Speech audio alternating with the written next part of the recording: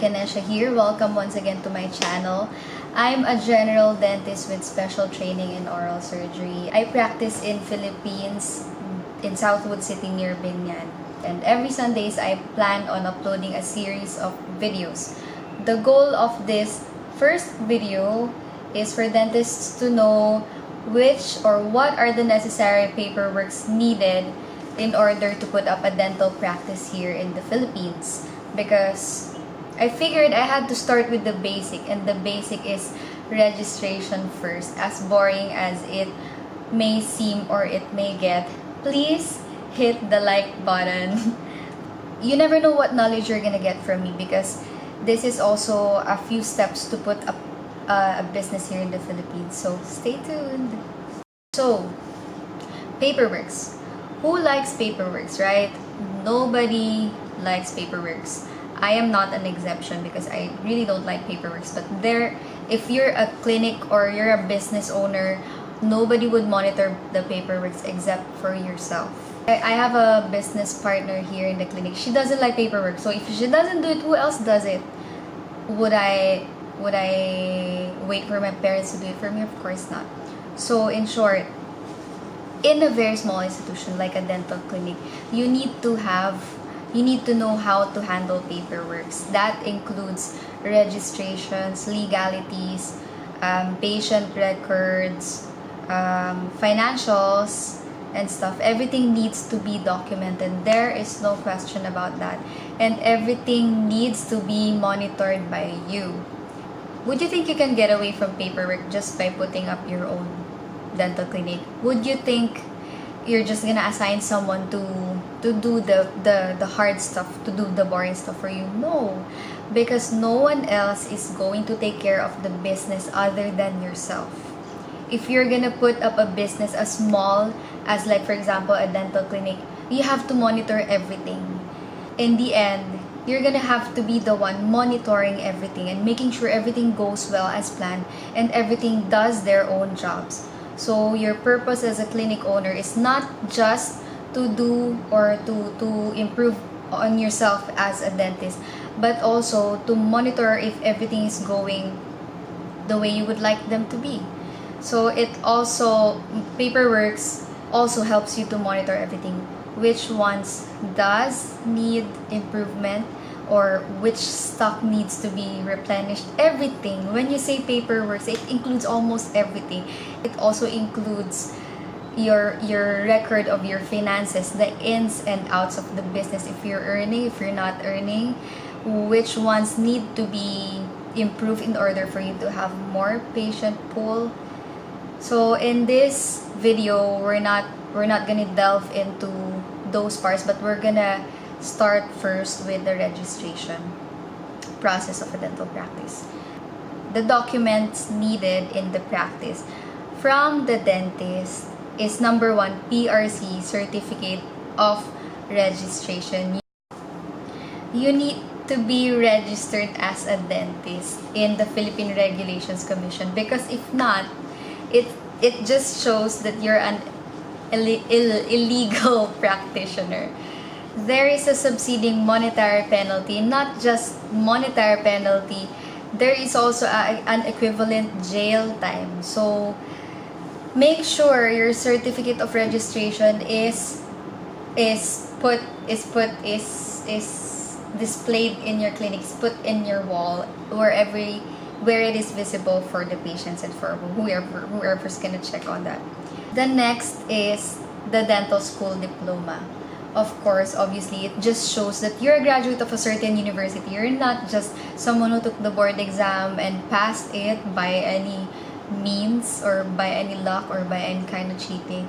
So that's what the Philippine Dental Association board requires.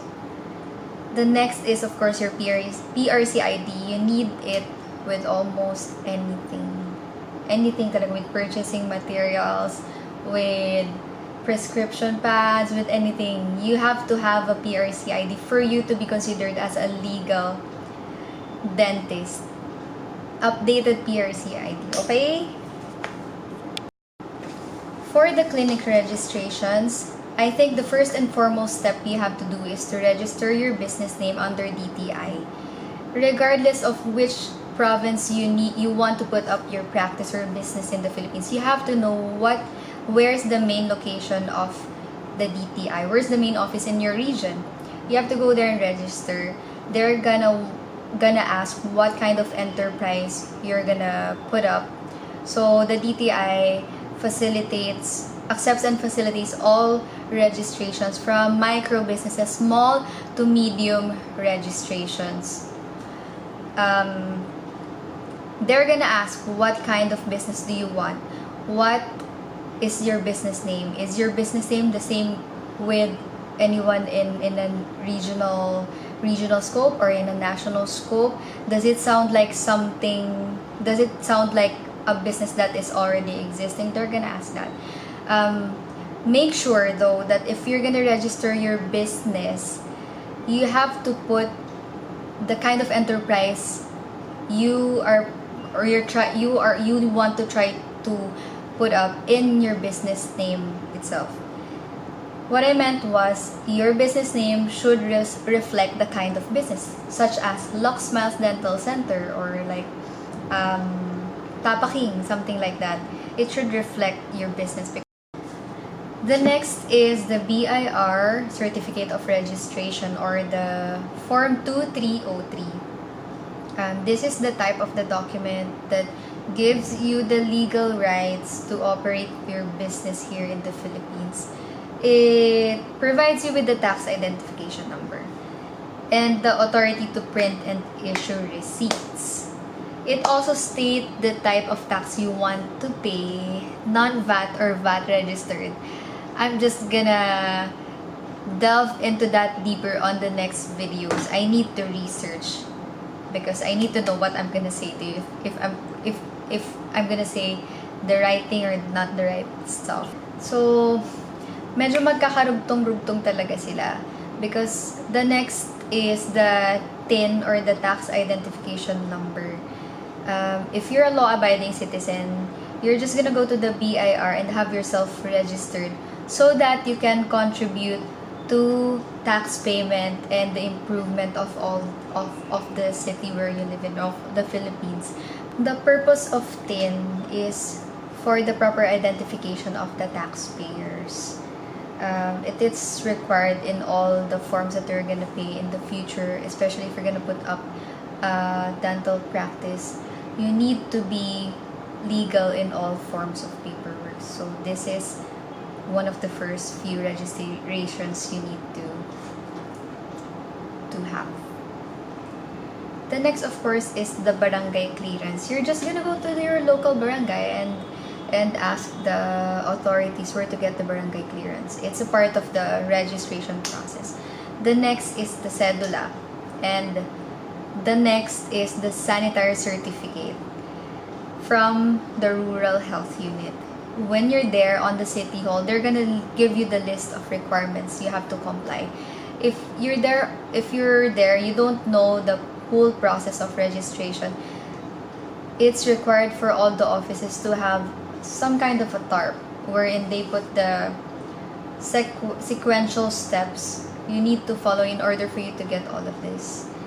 The number 7, the next is the Fire Safety Certificate, which is also what you're gonna comply during the registration process.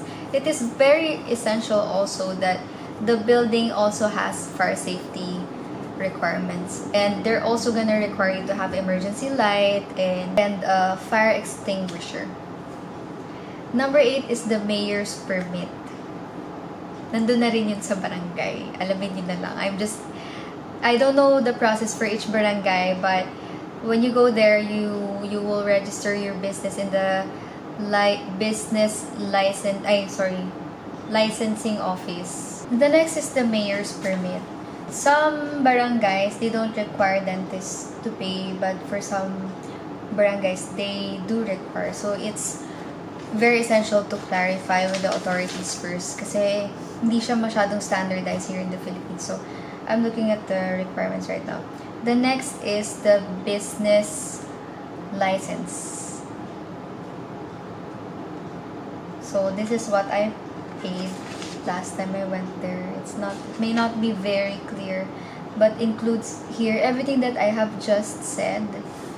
So everything if you're gonna put up a business, don't be surprised if every move you make it requires a payment, because there's a higher authority that kind of regulates all the businesses that requires you to pay, because you're in a certain territory that you don't own the land. Meron ka pa ring taxes na babayaran. Anyway, so the last is the pollution control officer. For the past couple of years, they had been very strict with this. So there is no like a clear process wherein you have to do. We are not really advised on what to do, but the first step I did was I went to a seminar at the DENR. I registered my clinic online, and that's it. That's just it. Actually, if you're the pollution control officer of your clinic, you have a lot of responsibilities to comply. You have to make sure your trash is segregated well. You have to coordinate with the local garbage trucks who will pick up your trash. It's a very hard process to do, especially if you're not guided by the local association. Pero it's a part. So that's it. I have just enumerated the list of the paperwork requirements that you need in order for you to put up a dental practice. Remember, it's always easy. I mean, it is really easy to put up a business, but it is a challenge to be consistent with it. You know what I mean? To be consistent with ensuring quality, making sure all the systems are working, making sure your dental assistants are paid well, making sure all of your registrations are in time, updated. My gosh, where can I start? Anyway, this is the first of the video. I hope this will help you in registering your clinic and putting up a practice, but it doesn't end with registering. We're gonna talk more about managing the practice, but I need to be organized with it, with all of what I'm gonna say to you, because this week had been very busy, and we're also preparing for a few of the lectures for our CBCT machine. So good luck for you. Hope you figure out your business name soon, because it's gonna be your trade name and your signature. So make sure that what you're gonna register is your final, because it is very easy to register. It's very hard to close a business. You still have to pay. So make sure you are sure with your business name and you are committed to its ups and downs, because definitely on the first year you're not gonna have a lot of income unless you're already connected with a lot of people. For me, because I'm in a middle class family background, and I'm not a very social person, just a little bit. I don't know a lot of people. So in the process of all of it, I met a lot of good people. I had a lot of connections. As long as your intentions are pure, as long as your intentions are for the benefit of other people, you're not gonna be on the wrong side of things. So good luck, and make sure you have money to spare and you have energy and time to put to your dental clinic. It's like, that's what they say actually. Having a dental clinic is like giving birth to a child. You have to make sure it's very well taken care of, its needs.